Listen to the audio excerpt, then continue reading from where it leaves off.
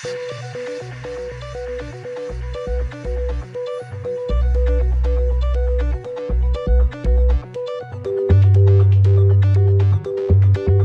to Technology Day, the day that we have organized with our colleagues at Dresser Rand and Siemens to bring in customers and industry experts so that they can have a first glance at what most of you, in fact, have probably never seen. I think it's important to re-emphasize that it's not just about Enercor, it really is a partnership between Enercor and Dresser Rand, now a Siemens business. Dresser Rand and Siemens, we view this as a game changer. This is going to do something that customers couldn't do before. They have that low energy fuel, and you can use that fuel to make power through the KG2 gas turbine.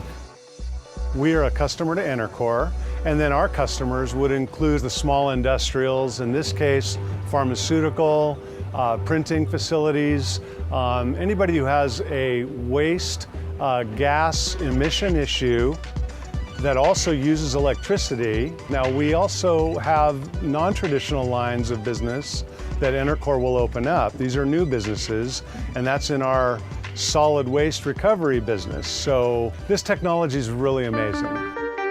Enercor develops, manufactures, and commercializes innovative equipment that enables a variety of industries to, for the first time, productively use their waste gases, as opposed to the status quo today, which is to destroy those waste gases in order to remain environmentally compliant. What we're going to show you here today is something that I and the rest of us consider to be a very big deal. Why are we so excited about what's going on here? So I'm going to break it down into three key elements.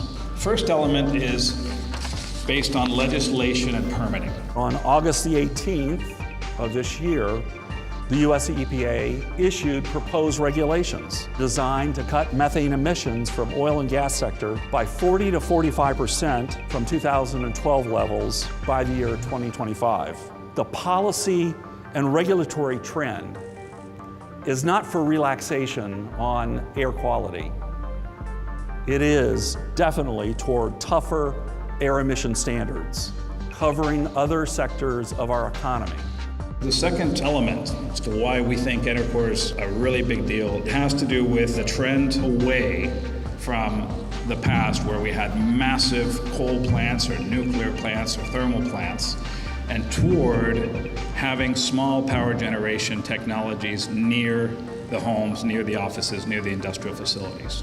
And that way you're relying less on the transmission grid to get that power out. The last piece for why this is a big deal, companies that many of you work with today are seeking a very basic objective of generating profits. It's very simple. The economic fact is all of the pollution abatement technologies today represent a cost to industry. They literally deteriorate the overall efficiency of any industrial facility. We're actually a solution that enables companies to not just meet but exceed their emission standards in a way that is not costly, but it's actually monetizing the gas. And that's what I think has to happen for sustainability to ever thrive, really in a serious way. It's not enough to simply convert these waste gases into clean power. That's good, but Enercor's system is only a success if it can produce clean power at a price that is competitive within the context of today's regional energy prices. To get the price down, it's important for Enercor to scale up from the hundreds of kilowatts to the multiple megawatt sizes. Right now, the technology is running in a 250 kW solution, which will soon be running 333.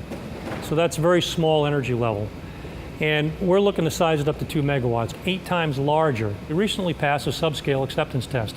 So we've passed that first hurdle in the sizing and developing so that the technology will work with the KG2 gas turbine. And as we looked at the marketplace, what we saw was that there's so much gas out there that you couldn't possibly burn it all in 2 megawatt gas turbine, which is really, really exciting stuff, because now we have something that really nobody else has. For Enercor, the subscale acceptance test is a very big deal. It was set up in our program with Dresser Rand as a milestone. We wanted to simulate what the full-scale unit and how it would operate on a small-scale acceptance test.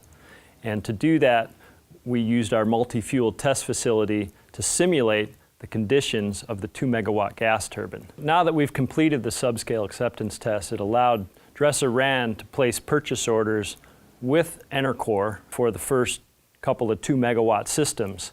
And what that also opens the door for is other applications to apply the larger scale power plant. And I'm very excited about the future of this technology. I'm Pat McKenzie. I'm with Pacific Ethanol. We are the single largest marketer of ethanol along the West Coast. The Enercor power oxidizer makes a very unique opportunity for us in California. On two levels, it's a very good fit. One, for pollution control. It is the best available technology, and it helps reduce our operating costs. We're estimating that on an annual basis, it will save our operation in one facility between $3 and $5 million. When we finish our Stockton installation of the power oxidizer, we're going to take those results and look at how it fits in the remainder of our operations in North America. You've been hearing about Pacific Ethanol all day. I don't know where, I didn't see Pat. Speak of the devil. When I first met Pat, they were having troubles with the thermal oxidizer. You know, it was meeting emissions, not meeting emissions. The matter of fact, the air quality guy was showing up, sometimes unannounced, to see how things were going. And interestingly enough, he happened to show up the day that Boris and I were there. And we actually invited him to the meeting. It was perfect, you know, to have the air quality guy sitting in there talking about a solution to the problem. This is a way of getting a serious leap ahead of anyone else in your industry by not just reducing your cost by a sliver, but by a few percentage points, which is substantial when you're in a commodity industry. You all are in a race to get cheaper, to get your costs low. And if you don't do it, Darwinism will take care of you. Well, last year, Enercor successfully installed their first commercial system in the Netherlands. This year, they've already gotten 3 more systems on order. So the technology is taking off. Most mature power generation technologies have had to make this jump to the multiple megawatt sizes at some point in time in their development. It's actually a rite of passage. That's happening right here today as we speak with our colleagues from Dresser-Rand. We're making that leap. Consistently on the news, I hear people talking about, oh, this is bad for the economy. All these new emission standards are making our industries more costly.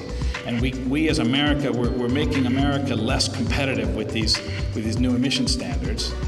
And I say, no, stop. It doesn't have to be that way. So as a final remark, industrial air pollution is actually not the problem. The problem is industrial inefficiency. If you can find usage for all your waste streams, you make the industrial facility more efficient, and just naturally, the pollution thing just goes away because it was never a real problem. It was a symptom of something else. So with that, I thank you all for being here. I hope you'll enjoy it.